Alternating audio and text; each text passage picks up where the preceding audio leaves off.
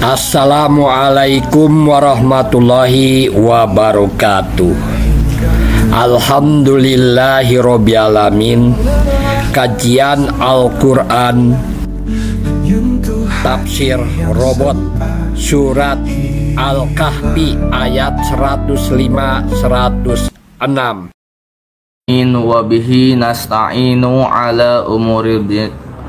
Wabihi nasta'inu ala umuri dunya waddin. Wassalatu wassalamu ala asrafil anbiya'il mursalin Sayyidina wa maulana Muhammadin.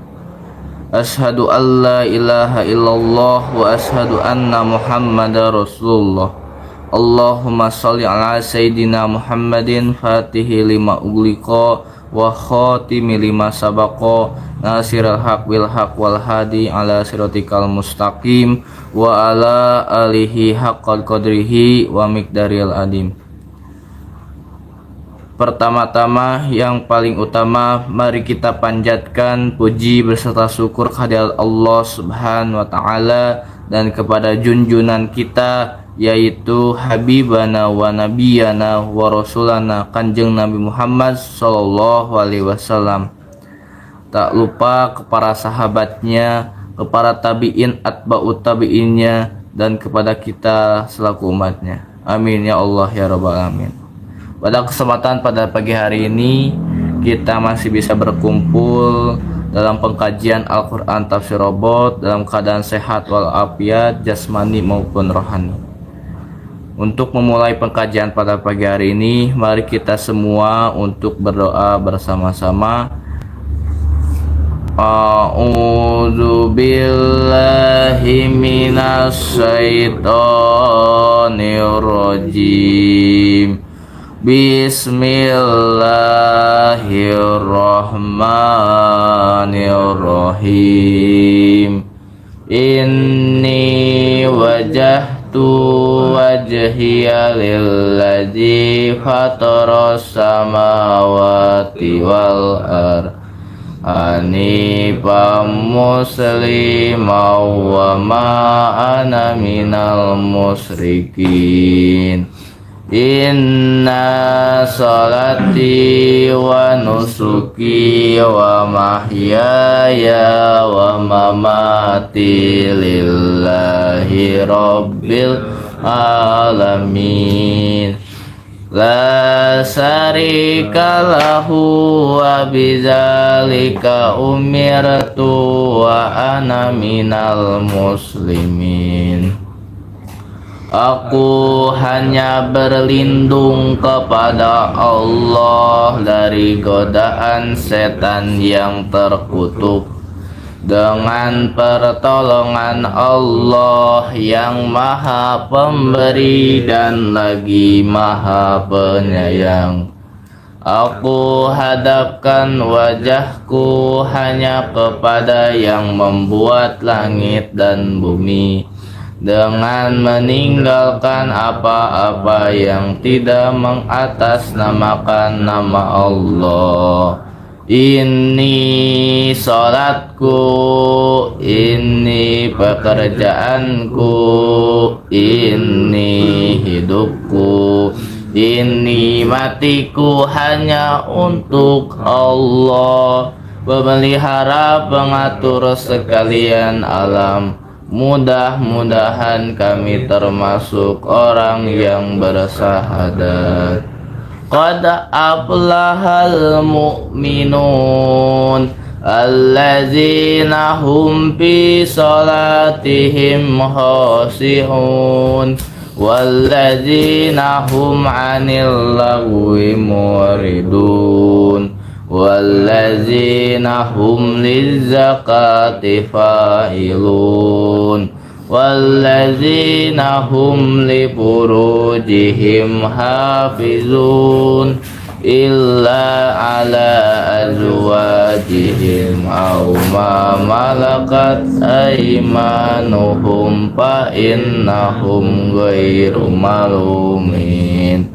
Faman ibtagha wara dzalika faulaika humul adun walladzina hum li amanatihim wa ahdihim ra'un, walladzina hum ala salawatihim yuhafizun, ulaika humul warisun alladzina yarisunal firdaus hum fiha khalidun.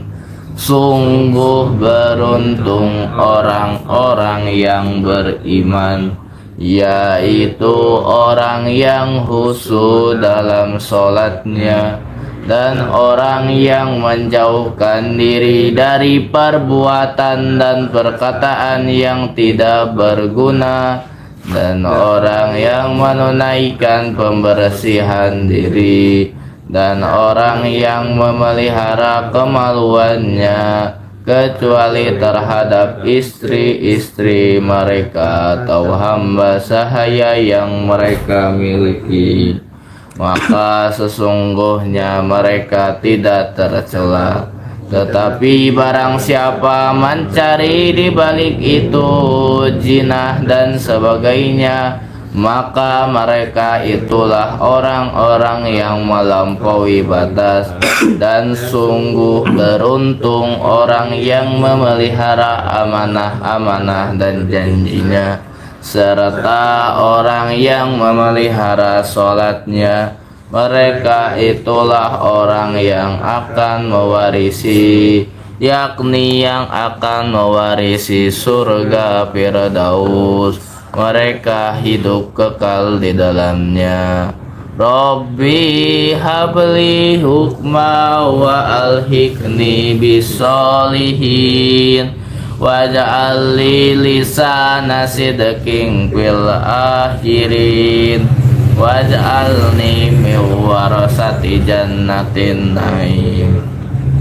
Ya Allah, berilah kami ilmu dan masukkan kami ke dalam golongan orang-orang yang berbuat kebaikan, dan jadikan kami buah tutur yang baik bagi generasi yang akan datang, dan jadikan kami pewaris surga yang penuh dengan kenikmatan. Allahumma ahrijna min zulumatil wahmi wa akrimna binuril fahmi waftah alaina bimarifatil ilmi. Ya Allah, keluarkanlah kami dari kegelapan hati, muliakan kami dengan cahaya kecerdasan, bukalah dada kami untuk menerima hakikat ilmu. Allahumma inna nas'aluka ilman nafi'an wa rizqan thayyiban wa amalan mutaqabbalan. Ya Allah, berilah kami ilmu yang bermanfaat, rezeki yang baik, amalan yang Engkau ridhoi. Bisa bersama Iswail Satrianto Anggap Raja. Amin ya Allah ya Rabbal Alamin. Alhamdulillahirrabbilalamin. Kita sudah membacakan kedua suci Al-Quran, sudah membacakan doa-doa beserta artinya. Mari kita terlebih dahulu membuka Al-Qurannya dalam surat Al-Kahfi ayat 105 dan 106. Wah sahabat Abis Malaika, selamat datang, selamat menyaksikan dan selamat mengikuti pengkajian Al-Quran Tafsir Robot dalam surat Al-Kahfi ayat 105 dan ayat 106. Jangan lupa untuk sahabat yang baru datang dan baru menyaksikan channel ini untuk mengklik subscribe-nya, mengklik jempolnya, dan men-share live streaming pada pengkajian Al-Quran Tafsir Robot. Mari kita buka terlebih dahulu Al-Qurannya, surat Al-Kahfi ayat 105 dan 106. A'udzu billahi minasy syaithanir rajim.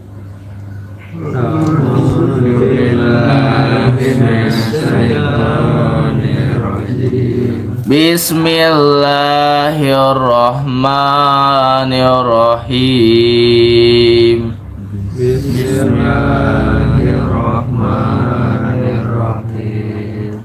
Ulaikal ladzina kafaru bi ayati rabbihim wa liqaihi fahabitat a'maluhum.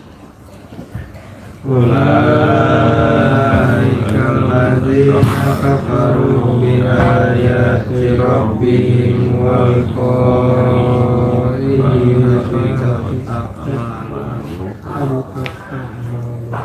Fahabitat a'maluhum fala nuqimu lahum yaumal qiyamati wazna. fahabitat a'maluhum fala nuqimu lahum yawmal qiyamati Zalika jazaohum jahannamu bima kafaru wattakhazu ayati wa rusuli hujwa. Dzalika jazaa'uhum jahannam bima kafaru wa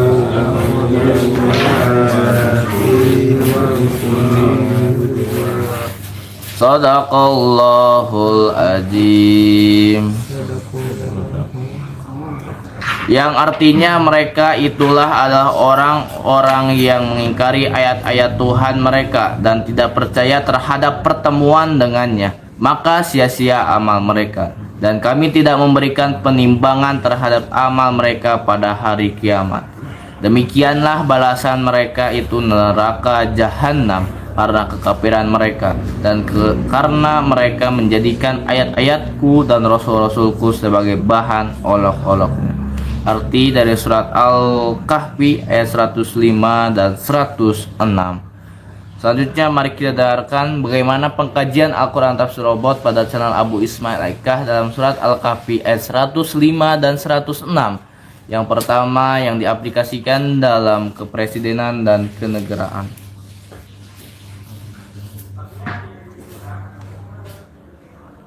Tafsir Surah Al-Kahfi ayat 105-106 secara aplikatif dalam kepresidenan dan kenegaraan memerlukan pendekatan multidimensi dari sisi teologis, etis, konstitusional, dan sosial politik. Mari kita telah dahulu teks ayatnya dan kemudian kita hubungkan dengan konteks pemerintahan dan negara. Teks ayat dan terjemahannya. Surah Al-Kahfi ayat 105-106. Dzalika jazaa'uhum jahannamu bima kafaru wattakhadhu ayati wa rusuli huzwan. Itulah balasan bagi mereka, yaitu neraka jahanam, karena mereka kafir dan menjadikan ayat-ayatku dan rasul-rasulku sebagai olok-olokan. Innal ladzina kafaru wa zalamu lam yakunillahu liyaghfira lahum wa la liyahdiyahum tariqan. Sesungguhnya orang-orang yang kafir dan berbuat zalim, Allah tidak akan mengampuni mereka dan tidak pula menunjuki mereka kepada jalan yang lurus. Tafsir ringkas berdasarkan ulama terkemuka. Ibnu Katsir menafsirkan bahwa ayat ini merujuk pada orang-orang yang meremehkan risalah kenabian dan petunjuk wahyu, sehingga amal mereka sia-sia karena ditolak oleh Allah. Mereka mendapatkan balasan neraka karena dua kejahatan besar: kufur, menolak kebenaran; istihza'a, mengolok-olok ayat dan utusan Allah. Yang keduanya melahirkan kezaliman sistemik. Al-Qurtubi menambahkan bahwa ayat ini mencakup ancaman keras bagi siapapun yang menolak aturan Allah dalam bentuk apapun, baik individu biasa maupun penguasa negara. Aplikasi dalam konteks kepresidenan dan kenegaraan. 1. Kepemimpinan harus berdasarkan kebenaran, bukan kekuasaan mutlak.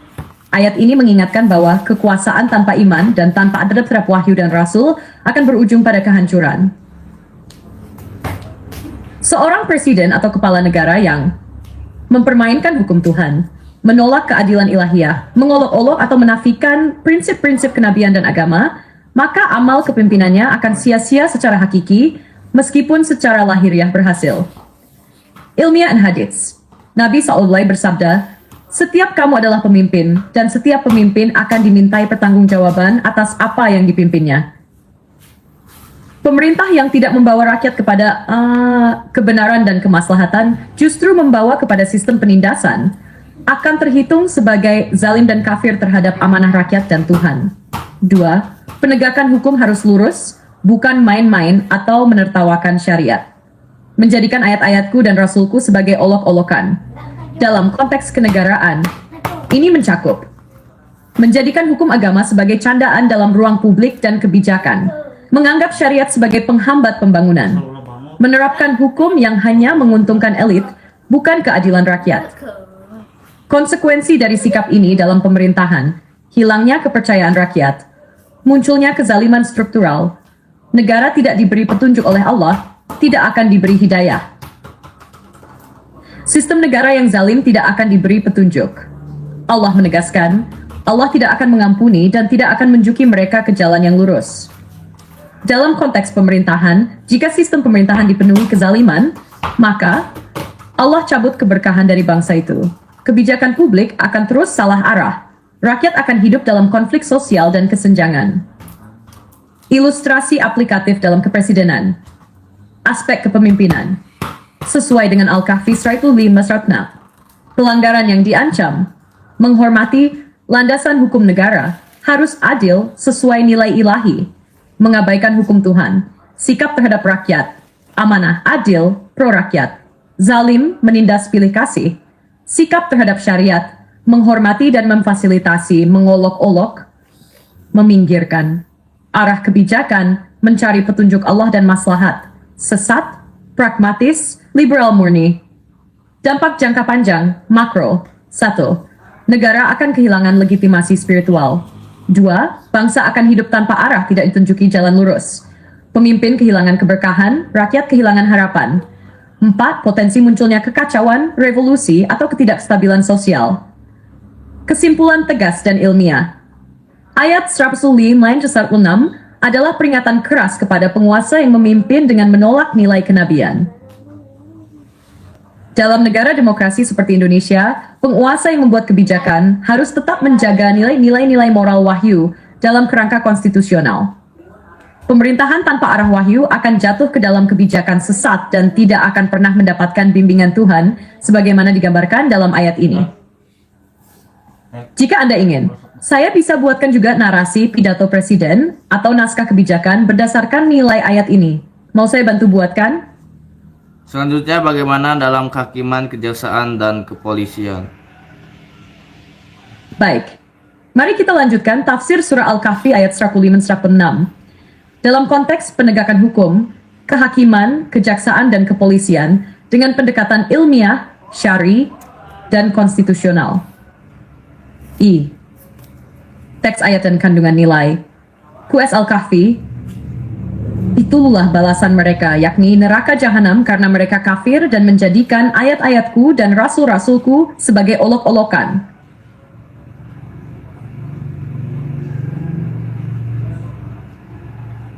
Sesungguhnya orang-orang yang kafir dan berbuat zalim, Allah tidak akan mengampuni mereka dan tidak pula menunjuki mereka ke jalan yang lurus.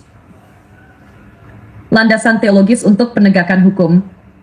Makna mengolok-olok ayat Allah dan Rasul. Dalam konteks lembaga hukum, maknanya menjadikan keadilan hanya formalitas, bukan nilai luhur. Mengabaikan nilai wahyu dalam membangun hukum positif. Menggunakan hukum untuk membungkam yang benar dan melindungi yang zalim. Penerapan dalam kehakiman, kejaksaan, dan kepolisian. 1. Hakim sebagai wakil Tuhan dalam menegakkan keadilan. Nabi bersabda, hakim itu ada 3, 1 di surga dan 2 di neraka. Yang masuk surga adalah hakim yang tahu kebenaran dan memutuskan dengan itu. Yang 2 lainnya, tahu kebenaran tapi tidak menegakkannya, dan yang tidak tahu hukum, lalu menghukum. Penerapan. Hakim harus menjunjung nurani dan keilmuan, bukan tekanan politik atau uang. Hakim yang memutus perkara berdasarkan pesanan atau ketakutan, termasuk dalam ayat ini sebagai zalim. Konsekuensi dari QS Al-Kahfi 105-106. Putusan batil, amal sia-sia. Hakim zalim tidak akan ditunjuki jalan lurus, jalan keadilan. Keputusan mereka akan membuahkan kerusakan sosial. B. Kejaksaan umum. 2. Jaksa sebagai wakil kebenaran dalam proses penegakan hukum. Nabi bersabda, barang siapa menolong dalam satu kezaliman dengan menjadi saksi atau menjadi pendukungnya, maka ia akan datang pada hari kiamat dengan tulisan, ini adalah orang yang terputus dari rahmat Allah. Aplikasi dalam tugas kejaksaan tidak boleh menggunakan rekayasa dakwaan untuk menjerat musuh politik. Tidak boleh mengabaikan alat bukti kuat hanya karena pesanan dari atas. Harus mengacu pada kebenaran, bukan keuntungan jabatan. Kaitannya dengan ayat, jika jaksa menjadi alat kezaliman, dia telah mempermainkan ayat Allah tentang keadilan. Dakwaan zalim memusnahkan amal. Sistem jaksa yang membela yang kuat dan menjerat yang lemah adalah bentuk istihza'ah mengolok wahyu. C. Kepolisian, penyidik dan penjaga keamanan hukum. Ketiga, polisi sebagai pengawal hukum dan penegak ketertiban. Nabi Saleh bersabda, tolonglah saudaramu yang zalim maupun yang dizalimi. Para sahabat bertanya, bagaimana menolong yang zalim? Nabi menjawab, dengan mencegah kezaliman itu darinya. Aplikasi kepolisian tidak boleh melakukan penangkapan tanpa dasar hukum. Tidak boleh menyiksa tahanan, rekayasa barang bukti. Tidak boleh menjadi alat represi atau kepentingan kekuasaan. Kaitannya dengan ayat, polisi yang menegakkan hukum dengan zalim, tanpa prosedur, tanpa bukti, berada dalam ancaman ayat ini. Institusi yang membiarkan kezaliman struktural berkembang akan dibiarkan oleh Allah dalam kesesatan, tidak ditunjuki jalan yang lurus. IV. Konsekuensi struktural jika ayat ini diabaikan. Kondisi kehakiman, kejaksaan, kepolisian, dampak sosial dan spiritual, taja kehilangan legitimasi moral. Sistem hukum mempermainkan kebenaran, putusan batil, vonis pesanan, amal sia-sia, masyarakat tidak percaya hukum, aparat tidak netral, tajam ke bawah, tumpul ke atas, negara kehilangan legitimasi moral, institusi menjadi alat politik, dakwaan dan vonis jadi alat kekuasaan, keadilan mati, makar sosial tumbuh, zalim dilegalkan, koruptor dilindungi, rakyat kecil dihukum, Allah cabut keberkahan, muncul bencana. V. Pendekatan ilmiah dan konstitusional. Secara yuridis formal, konstitusi menjamin keadilan bagi semua warga negara. Aparat penegak hukum wajib bersikap netral, adil, dan tidak berpihak. Pasal 24 UUD 1945, kekuasaan kehakiman adalah kekuasaan yang merdeka. 2. Secara etik syariat, hukum adalah amanah Allah. Melanggar keadilan, melanggar hukum Tuhan. Secara sosiologis, hukum yang adil menciptakan stabilitas. Hukum yang zalim menciptakan revolusi. Fis, penutup dan pesan keras dari ayat ini untuk penegak hukum. Wahai para hakim, jaksa, dan polisi, kalian bukan sekadar pejabat negara. Kalian adalah wakil Allah dalam menjaga keadilan. Jika kalian menggunakan jabatan kalian untuk menegakkan hukum dengan zalim, maka kalian telah menghina wahyu dan mengolok utusan Tuhan. Kalian telah memasuki kategori orang-orang yang amalnya sia-sia dan tidak akan ditunjuki jalan lurus. Kalian bukan hanya menghancurkan rakyat, tapi juga menyiapkan jalan ke neraka bagi diri kalian sendiri. Jika Anda ingin, saya juga bisa bantu membuat pidato SOP ideal atau modul pelatihan penegak hukum berdasarkan ayat ini. Apakah Anda ingin dilanjutkan ke arah itu? Selanjutnya bagaimana asbabun nuzul dari surat Al-Kahfi ayat 105 dan 106. Asbabun nuzul surat Al-Kahfi ayat 106 tidak disebutkan secara spesifik dalam satu riwayat tunggal seperti pada beberapa ayat lain. Namun, para mufassir klasik seperti Imam Al-Qurtubi, Ibnu Katsir, dan As-Suyuti memberikan penjelasan kontekstual dan analisis berdasarkan pola umum turunnya surah Al-Kahfi.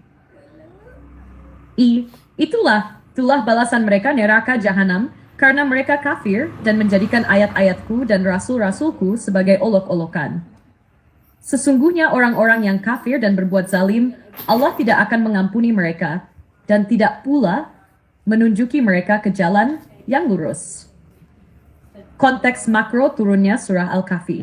1. Asbabun nuzul umum surah Al-Kahfi diriwayatkan dari Ibnu Ishaq dan dikuatkan oleh hadits-hadits syahih lainnya. Kaum Quraisy mengutus 2 orang, Uqbah bin Abi Mu'ith dan Al-Nadhr bin Al-Harits ke Yatsrib, Madinah untuk bertanya kepada ulama Yahudi mengenai Nabi Muhammad SAW. Para ulama Yahudi menyuruh mereka untuk menanyakan 3 hal. 1. Kisah sekelompok pemuda yang tidur di dalam gua. 2. Kisah seorang pengembara besar yang menjelajahi timur dan barat. 3. Ruh. Mereka menyarankan, jika dia Muhammad bisa menjawab, maka dia adalah nabi yang benar. Jika tidak, maka dia pembohong. Surah Al-Kahfi diturunkan secara keseluruhan menjawab 2 dari 3 pertanyaan. Asyabul Kahfi dan Zulf. Adapun soal ruh, dijawab dalam surah Al-Isra ayat 45. Khususnya ayat 106, siapa yang dimaksud? Diriwayatkan oleh Mujahid dan Qatadah dalam tafsir At-Tabari dan Ibnu Katsir. Ayat ini turun mengenai orang-orang Yahudi dan Nasrani yang mengolok-olok wahyu dan Rasulullah, meskipun mereka dulu memiliki kitab suci. Mereka adalah ahli kitab yang menolak kebenaran risalah Nabi Muhammad SAW, meskipun mereka tahu tanda-tandanya. 2. Kaum kafir Quraisy yang memperolok Rasul dan ayat-ayat Allah, terutama ketika turun wahyu yang menjawab tantangan mereka. Afi, narasi hadits dan kisah tambahan. Hadits tentang orang yang beramal tapi masuk neraka. Nabi Muhammad SAW bersabda, sesungguhnya ada orang yang beramal dengan amalan penghuni surga dalam pandangan manusia, padahal dia adalah penghuni neraka. Hadits ini menegaskan makna ayat 10. Amal bisa terlihat mulia secara lahiriah, tetapi jika didasari kekufuran atau olok-olok terhadap agama, maka amal itu tidak bernilai di sisi Allah. Hadits lain tentang orang yang amalnya sia-sia.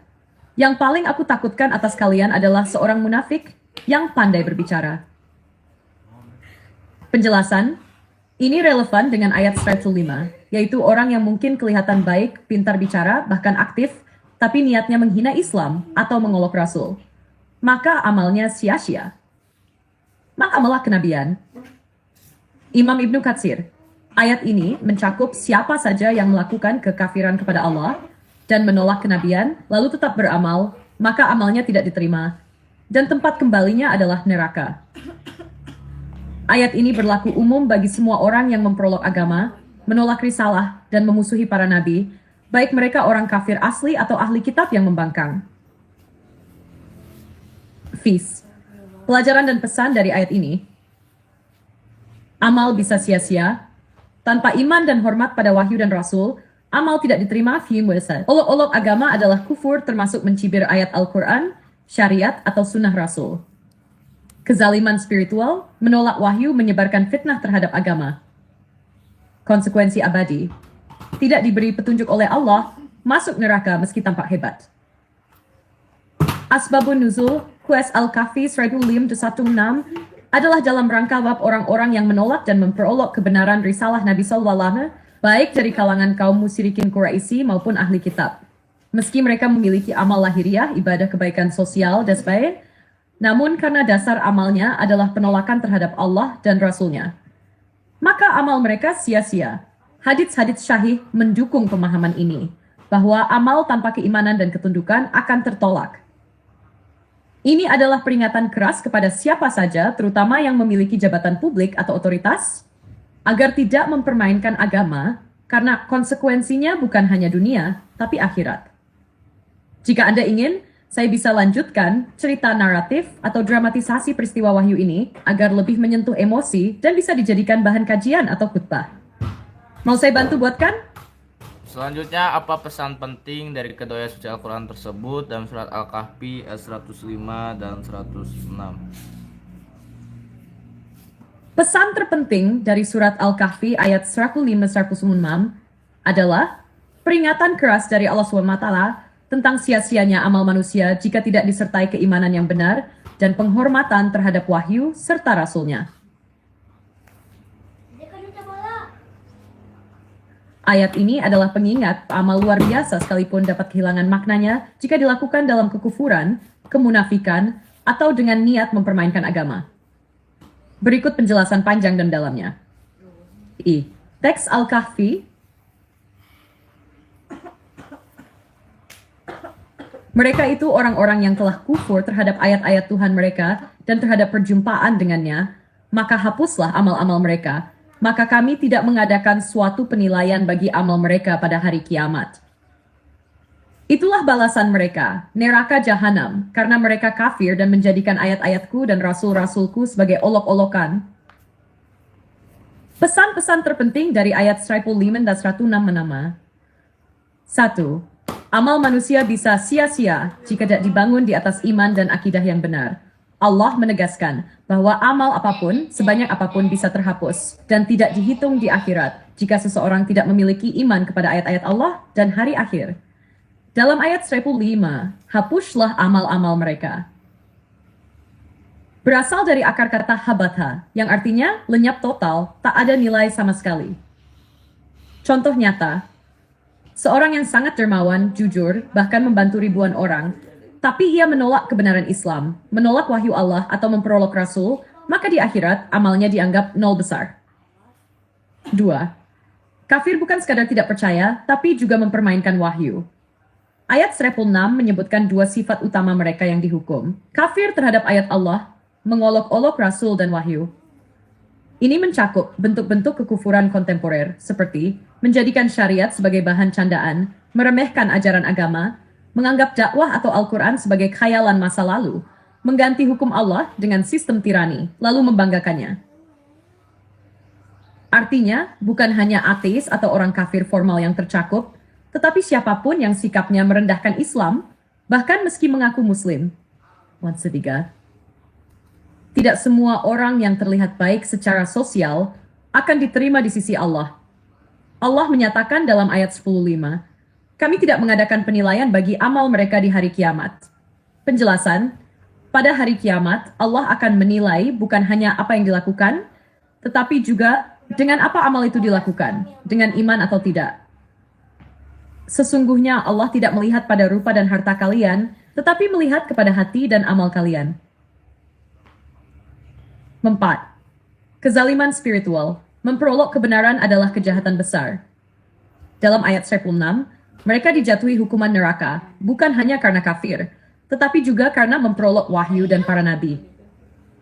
Bentuk olok-olokan dalam zaman modern, memelesetkan isi Al-Quran atau Sunnah jadi bahan candaan, menghina ulama dan ajaran Islam di media sosial, menertawakan hukum syariat seperti jilbab, hudud, menganggap ibadah sebagai aktivitas orang kampung atau tidak modern. Allah tidak hanya mencela mereka, tetapi menghapus seluruh nilai hidup mereka, seakan-akan mereka tidak pernah berbuat baik sama sekali. 5. Jalan kebenaran hanya untuk orang yang jujur menerima wahyu. Ayat 16. Dan Allah tidak akan menunjukkan mereka ke jalan yang lurus. Artinya, Allah akan menutup hati orang-orang yang dengan sengaja mempermainkan agama. Mereka akan tersesat selamanya. Tidak peduli betapa pintarnya mereka di dunia, atau betapa besarnya kekuasaan dan uang yang mereka miliki. Tis. Kaitannya dengan realitas saat ini. 1. Masyarakat modern cenderung mengidolakan amal sosial, tetapi mengabaikan dasar akidah.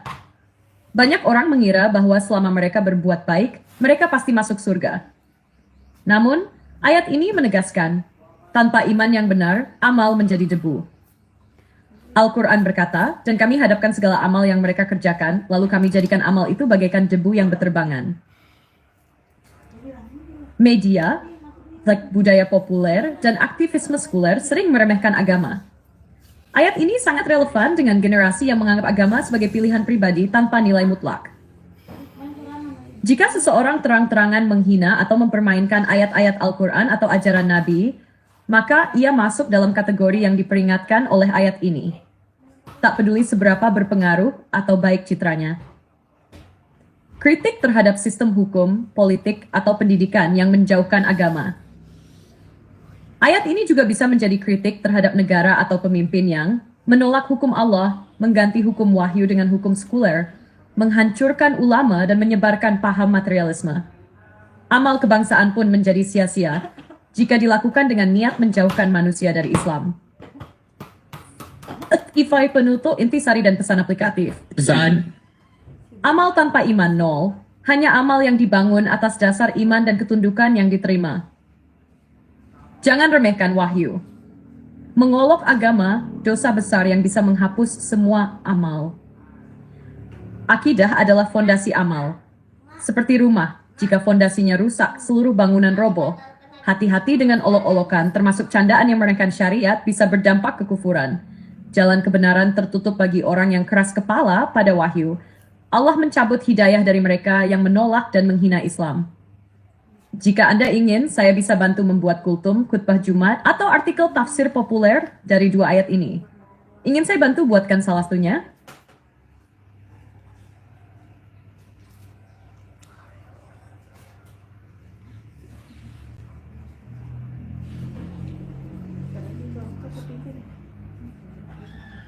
Selanjutnya bagaimana dalam tafsir surat Al-Kahfi ayat 105 dan 106 yang diaplikasikan dalam kemahasiswaan?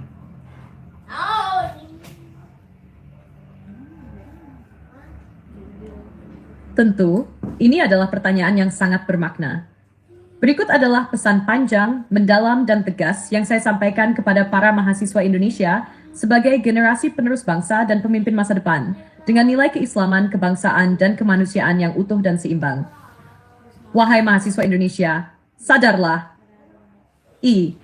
Engkau adalah generasi penentu, bukan penerus saja. Wahai mahasiswa Indonesia, engkau bukan hanya penerus bangsa, tetapi penentu arah sejarah negeri ini. Jangan engkau pikir bahwa tugasmu hanya kuliah, lulus, lalu bekerja.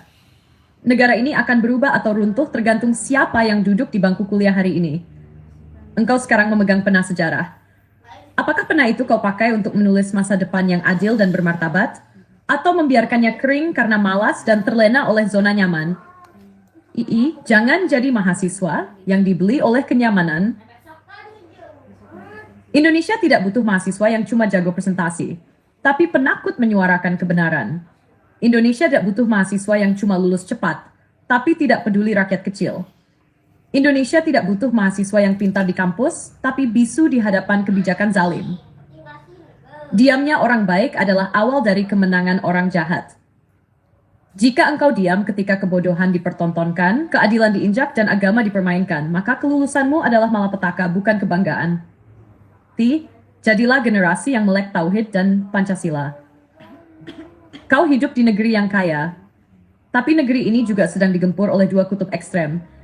Ekstrem materialisme sekuler yang ingin menghapus agama dari ruang publik, ekstrem radikalisme buta yang membawa agama tanpa hikmah dan kasih. Engkau harus berdiri di tengah. Berpikir ilmiah, tapi juga beriman dan bertauhid. Bertindak sosial, tapi juga berlandas syariat. Bermoral nasionalis, tapi juga tunduk kepada Allah. Jangan habiskan waktumu untuk konten, game, dan trend. Bukan salahmu lahir di era digital, tapi salahmu jika hidupmu habis untuk scroll tanpa arah. Apakah engkau mau masuk usia 30 tahun hanya sebagai mantan mahasiswa yang dulunya viral, tapi sekarang jadi robot pencari cuan tanpa ruh perjuangan? Scrollmu tidak akan menambah imanmu. Trend yang kau ikuti hari ini tidak akan menjawab pertanyaan malaikat di kuburmu. Maka, bangkitlah, buat hidupmu berarti. Hidupkan akal dan hatimu untuk hal besar. Jangan hanya jadi konsumen kata-kata, jadilah penggerak makna. Banyak dari kalian hafal quote bijak, kutipan filsuf, bahkan ayat dan hadits. Tapi sedikit yang mau bangun pagi untuk belajar sungguh-sungguh, mau duduk mendengar guru dan ustaz dengan adab, mau bersusah payah menjaga integritas di saat semua tergoda jalan pintas. Ilmu bukan yang banyak diketahui, tapi yang membentuk kepribadian. Mahasiswa sejati bukan yang pintar bicara, tapi yang siap membayar harga sebuah perjuangan. Jangan bangga hanya karena berprestasi individual. Banyak mahasiswa bangga dengan IPK tinggi, sertifikat seminar, atau beasiswa. Tapi apakah itu cukup? Apa arti prestasi kalau tidak menumbuhkan empati kepada petani, nelayan, anak-anak jalanan, dan masyarakat terpinggirkan? Ilmu yang sejati adalah yang menumbuhkan kepedulian, bukan kesombongan. Kampus yang hebat adalah yang melahirkan pejuang, bukan hanya sarjana. Pesan terakhir, penuh harapan, tapi juga peringatan. Wahai mahasiswa Indonesia, engkau sedang ditonton dunia, engkau sedang dinilai langit, engkau sedang disiapkan Allah untuk hal besar. Tapi ingat, jika engkau memilih hidup nyaman tanpa perjuangan, maka engkau sedang menggali liang kubur peradaban bangsa. Jika engkau menunda amal hari ini, maka anakmu kelak akan menagihmu karena hidup dalam negara yang lemah dan kehilangan arah. Penutup. Bangunlah, wahai penyala peradaban. Bangkitlah, mahasiswa. Bergeraklah bukan karena ego, tapi karena tanggung jawab kepada Allah, bangsa, dan masa depan umat. Bawalah pena, bukan hanya untuk menulis jawaban ujian, tapi untuk menulis sejarah baru Indonesia yang beriman, adil, dan bermartabat.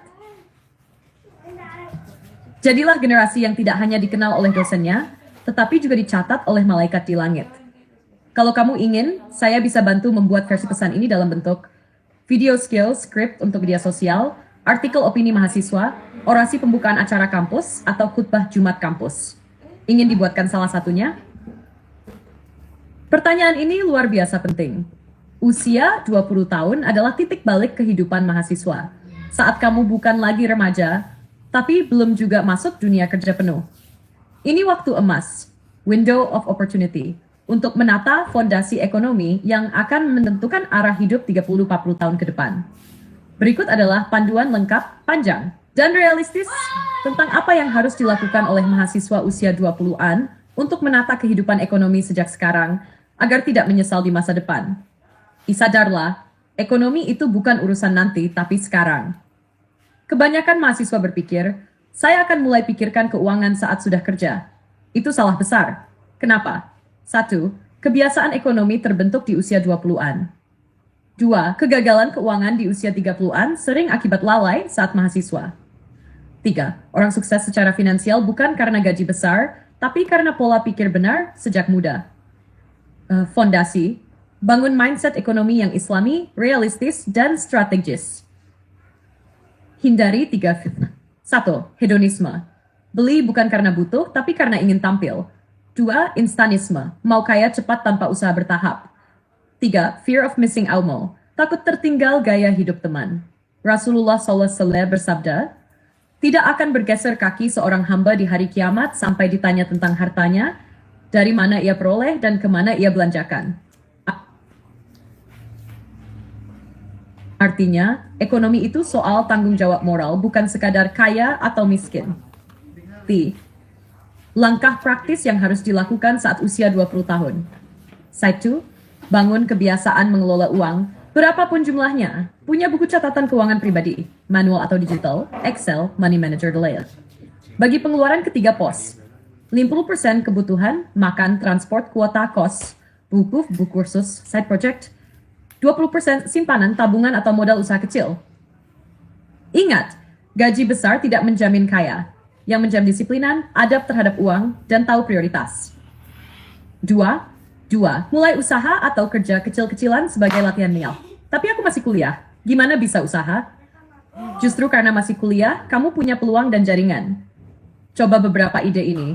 Jasa ketik tugas, ngedit, terjemahan. Jual barang pre-order dari Shopee Team dan toko grosir. Dropship atau jadi reseller produk teman. Buka jasa titip belanja atau makanan di kampus. Kelola akun media sosial UGM, banyak butuh anak muda. Tujuan utamanya bukan uang besar tapi mental wirausaha. Orang yang terbiasa mencari uang kecil akan mampu menangani uang besar.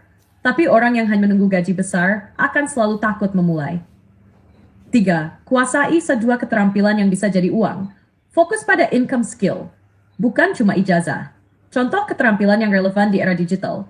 Desain grafis, Canva, Corel, Photoshop, copywriting, content writing, editing video, Reels, TikTok, coding dasar HTML, CSS, Python, public speaking, leadership, digital marketing, and SEO. Ambil waktu belajar ini minimal 1 jam per hari. Gratis banyak di YouTube, Udemy, Coursera. 4. Bangun reputasi. Ikut organisasi, buat portofolio, tulis di LinkedIn. Rezeki besar datang kepada orang yang punya nilai, bukan hanya nilai IPK. Langkah-langkah. Aktif di organisasi kampus, bukan hanya ikut-ikutan, tapi ambil tanggung jawab nyata. Bangun citra diri sebagai pribadi jujur, bisa dipercaya, rajin, dan solutif.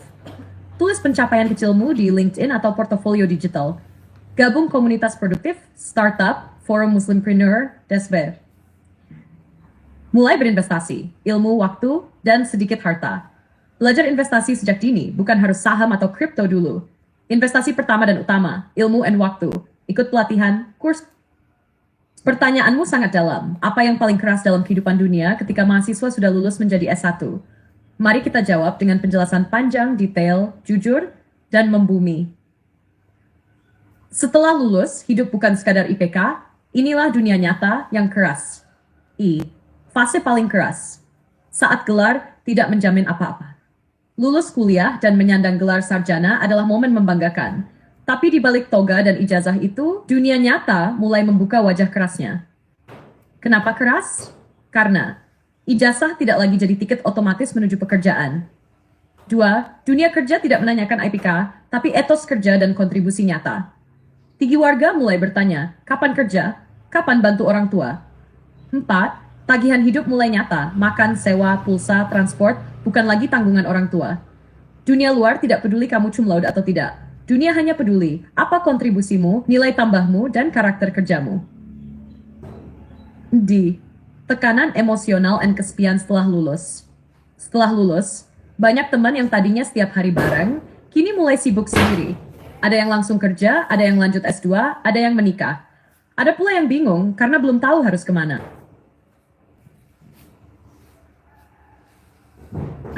Inilah fase paling sunyi.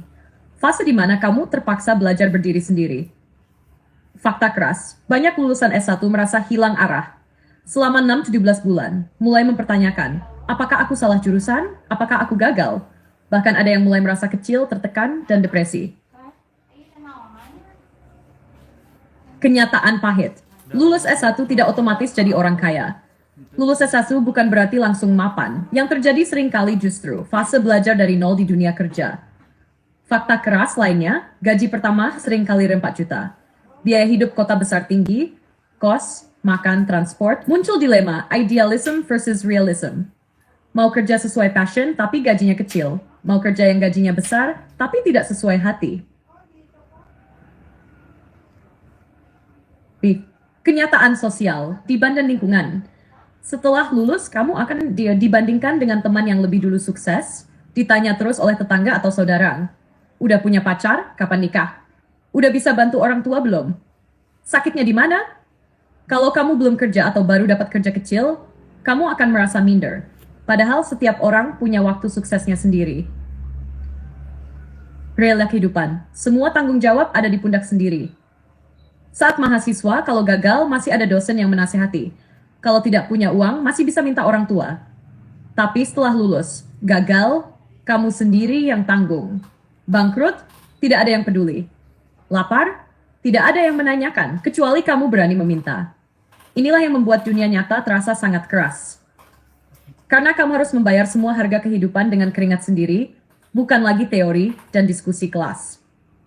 FIS, ujian akhlak iman, saat idealisme dibeli uang. Di dunia kerja, kamu akan diuji apakah bisa jujur di tengah sistem kotor. Kamu akan melihat rekanmu bisa cepat naik jabatan karena menjilat, korup, atau main licik. Kamu akan ditawari jalan pintas yang haram tapi menggiurkan. Inilah titik di mana banyak orang kehilangan integritas dan jatuh. Banyak orang yang mampu lulus ujian akademik, tapi gagal dalam ujian kejujuran dan kesabaran.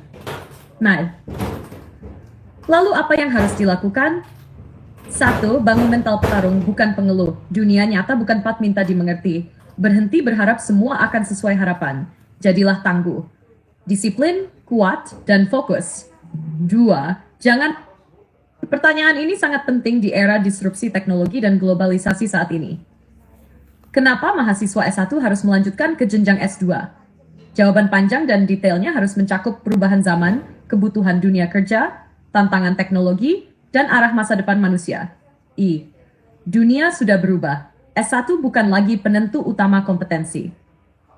Di era orang tua kita, S1 adalah kemewahan, bahkan sudah bisa menjamin karier mapan. Tapi hari ini, gelar S1 sudah seperti SIM wajib punya, tapi bukan jaminan kamu hebat mengemudi. Fakta lapangan, ribuan lulusan S1 menganggur karena tidak punya keahlian khusus. Banyak perusahaan kini lebih mementingkan skill dan pengalaman, bukan hanya gelar. Perkembangan teknologi menghapus banyak pekerjaan dan S1 tidak lagi cukup untuk memahami dunia yang kompleks. Perubahan dan perkembangan teknologi menuntut ilmu lanjutan. Teknologi berkembang dalam kecepatan eksponensial. Contoh, tahun teknologi baru 2010, media sosial tumbuh 2016, AI and machine learning 2020, big data, cloud, ChatGPT, AI generative 2025, quantum computing and otomasi total. Pertanyaannya, Apa relevansi S1 teknik, S1 ekonomi, S1 pendidikan, atau S1 hukum jika tidak di-upgrade untuk mengikuti perkembangan ini? Melanjutkan S2 bukan sekadar soal gelar, tapi soal survival di era robot dan algoritma. T. Keuntungan strategis melanjutkan ke S2 di era modern. Meningkatkan keahlian khusus. S2 memungkinkanmu memperdalam satu bidang dengan lebih tajam dan terarah. Contoh, S1 Hukum, S2 Cyber Law, S1 Pendidikan, S2 Teknologi Pendidikan, S1 Teknik, S2 Artificial Intelligence. 2. Pintu masuk dunia riset dan inovasi. S2 membawamu ke dunia akademik, laboratorium, dan penelitian yang akan membentuk masa depan. Ingat, di balik semua teknologi canggih, ada ilmuwan dan peneliti S2 S3 yang menggerakkan dunia. 3. Peluang gaji lebih tinggi dan jabatan strategis. Statistik global, rata-rata pendapatan pemegang S2 bisa 20-40% lebih tinggi dari S1. Banyak posisi manajerial, dosen, analis riset, dan konsultan profesional mensyaratkan minimal S2. 4. Jaringan profesional lebih luas. S2 mempertemukanmu dengan dosen ahli, profesional industri, bahkan peneliti internasional. Jaringan ini lebih berkualitas dan bisa membuka peluang bisnis, kerja, bahkan kolaborasi global. Ifel.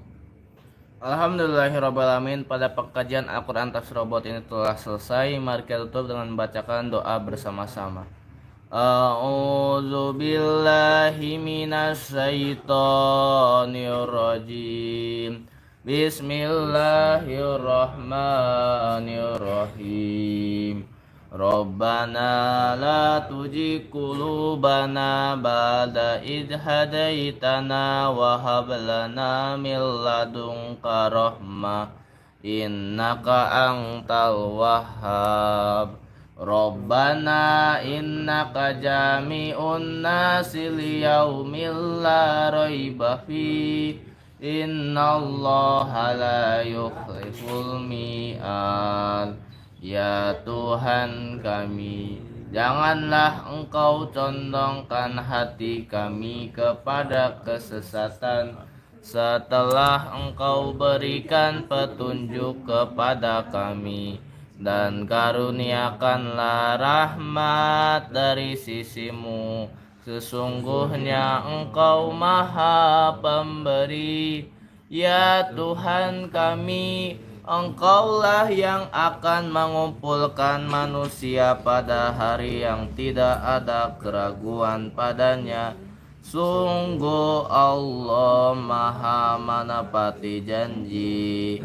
Allahumma inna nas'aluka ilman nafi'an wa rizqan thayyiban wa amalan mutaqabbalan.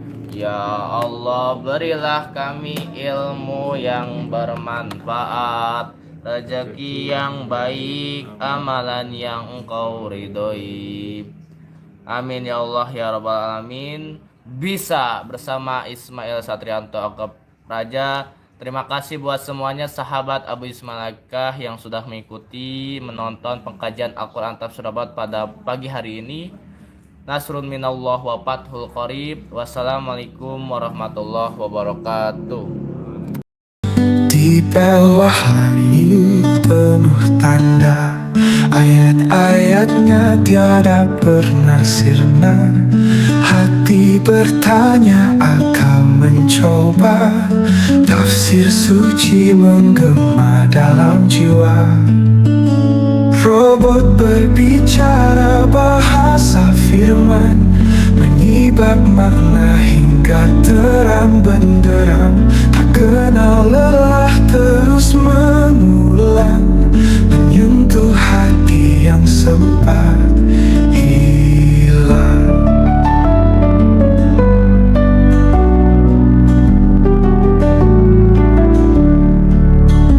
Tiap huruf membawa pesan, misteri waktu dalam keabadian. Hikmah tersembunyi tak terbandingkan, rahmatnya luas tiada batasan. Robot berbicara bahasa firman, menyibak makna hingga terang benderang. Tak kenal lelah terus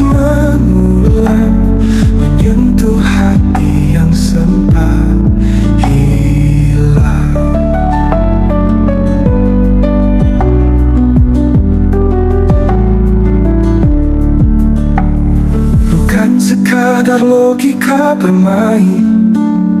Ada cinta dalam setiap rangkaian. Teknologi takkan pernah menggantikan keimanan yang harus ditanamkan. Robot berbicara bahasa firman, menyibak makna hingga terang benderang. Tak kenal lelah terus mengulang, menyentuh hati yang sempat hilang.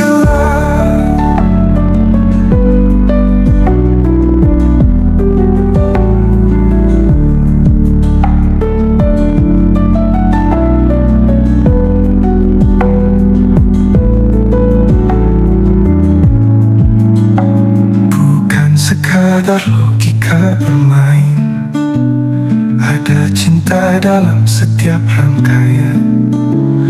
Teknologi takkan pernah menggantikan keimanan yang harus ditanamkan. Robot berbicara bahasa firman, menyibak makna hingga terang benderang.